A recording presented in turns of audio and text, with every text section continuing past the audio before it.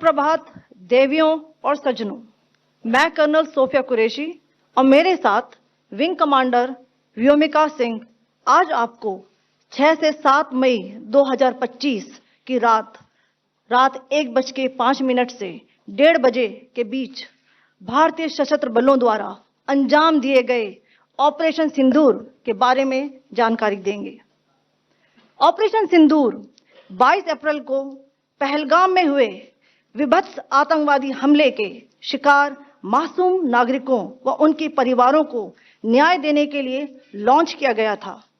इस कार्रवाई में 9 टेररिस्ट कैंप्स को टारगेट किया गया और पूरी तरह से इसे बर्बाद किया गया।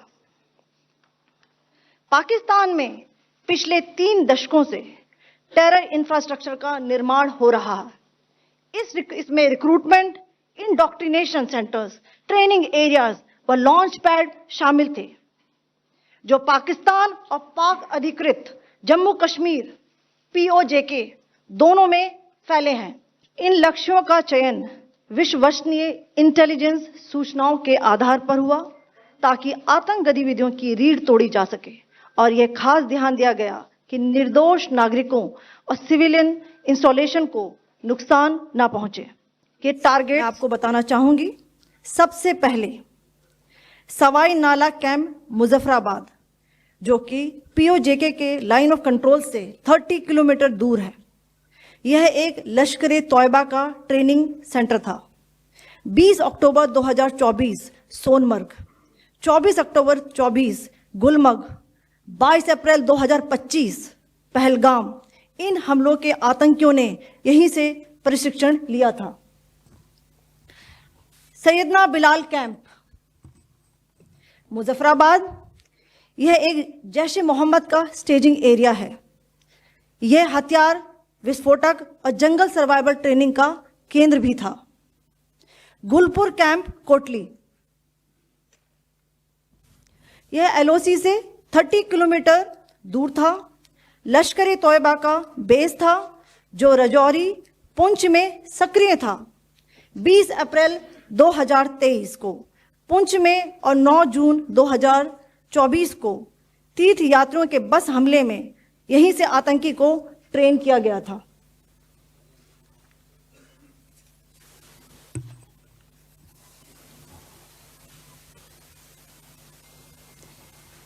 बरनाला कैंप बिम्बर, यह LOC से 9 किलोमीटर दूर है।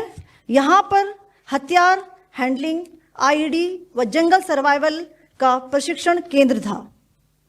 अब्बास कैंप कोटली,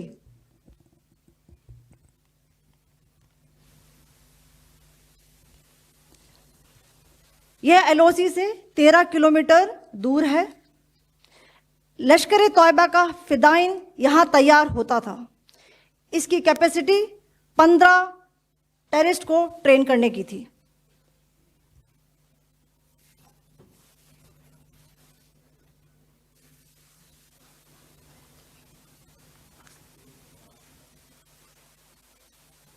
अब मैं पाकिस्तान के अंदर के टारगेट से अवगत कराना चाहूंगी। पहला, सर्जल कैंप सियालकोट, यह अंतर्राष्ट्रीय सीमा से 6 किलोमीटर की दूरी पर है, सांबा कठुआ के सामने।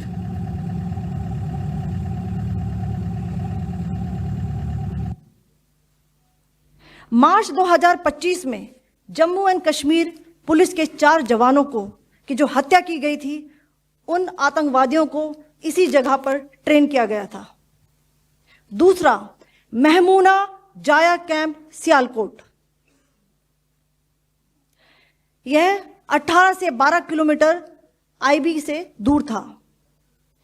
हिजबुल मुजाहिदीन का बहुत बड़ा कैंप था। यह कठुआ जम्मू क्षेत्र में आतंक फैलाने का नियंत्रण केंद्र था। पठानकोट एयरफोर्स बेस पर किया गया हमला भी इसी कैंप से प्लान और डायरेक्ट किया गया था। मरकज ताइबा मुरीद के, यह IB से 18 से 25 किलोमीटर दूरी पर है। 2008 के मुंबई हमले के आतंकी भी यहीं से प्रशिक्षित हुए थे। अजमल कसब व डेविड हेडली भी यहाँ ट्रेन हुए थे।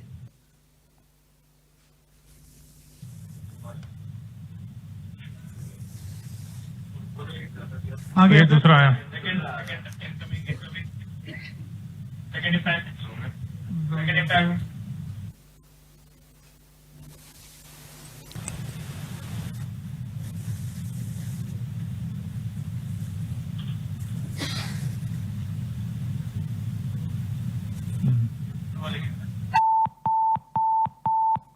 टारगेट 10 हुआ है सर अभी।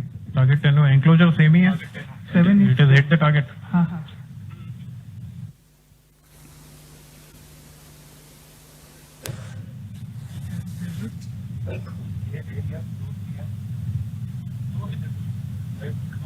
तीन आ गया सर इनफैक्ट।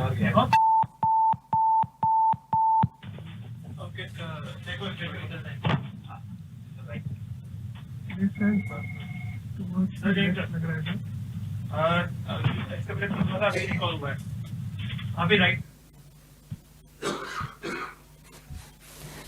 मरकज सुभान अल्लाह भावलपुर ये इंटरनेशनल बाउंड्री से 100 किलोमीटर दूर है। जैश ए मोहम्मद का मुख्यालय था। यहाँ पर रिक्रूटमेंट, ट्रेनिंग व इंडॉक्ट्रिनेशन का केंद्र भी था। शीर्ष आतंकी अक्सर यहाँ आते थे। मैं आप सबको बताना चाहती हूँ कि किसी भी सैन्य ठिकाने का निशाना नहीं बनाया गया और अभी तक किसी तरह की नागरिक क्षति की रिपोर्ट नहीं है। धन्यवाद। जय Hind. The strike on the terror camps were undertaken through precision capability, as shown to you. A niche technology weapons with careful selection of warheads was ensured so that there will be no collateral damage. The point of impact in each of the target was a specific building or a group of buildings. All the targets were neutralized with clinical efficiency, and the results reiterate the professionalism of the Indian Armed Forces in the planning and execution of their operations. No military establishments were targeted. India has demonstrated considerable restraint in its response. However, it must be said that the Indian Armed Forces are fully prepared to respond to Pakistani misadventures, if any, that will escalate the situation. Jai Hind, and thank you very much.